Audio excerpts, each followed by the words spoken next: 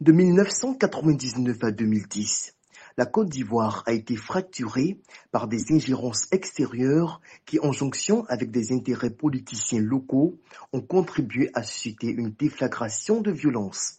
Coups d'État, rébellions armées, crises sociopolitiques, conflits post-électoraux. Bilan humain de cette sombre période, des milliers de morts.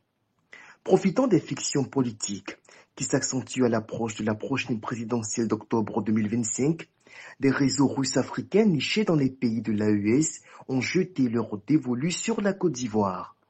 Avec le soutien de leurs relais locaux, des partis politiques prétendument souverainistes dont la connivence avec les intérêts néocolonialistes russes n'est un secret pour personne, tiennent un discours flatteur aux populations. Depuis Ouagadougou, où la coordination est assurée, on pollue l'opinion publique ivoirienne avec toutes sortes de théories fallacieuses et de mensonges fondés sur une idéologie anti-française, creuse et suicidaire. La France nous pille. Tel est le candidat de la France. Il faut chasser les Français. Des arguties ridicules n'ayant qu'un seul but, faire de la Côte d'Ivoire une débouchée maritime et économique stratégique pour l'hégémonie russe en Afrique. Les collabos de l'impérialisme russe, ils seront bientôt démasqués et désossés. Un constat est à relever cependant.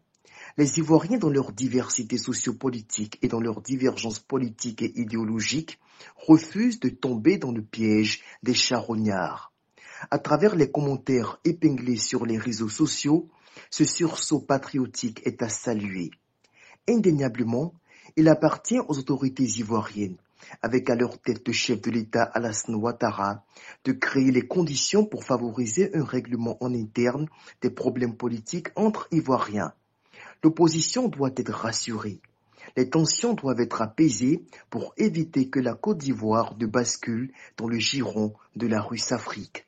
Un scénario cauchemardesque qui signerait, comme le souhaitent les putschistes haïtiens, la fin de l'ère de prospérité pour la première puissance économique de la zone UEMOA dont le succès fait des jaloux.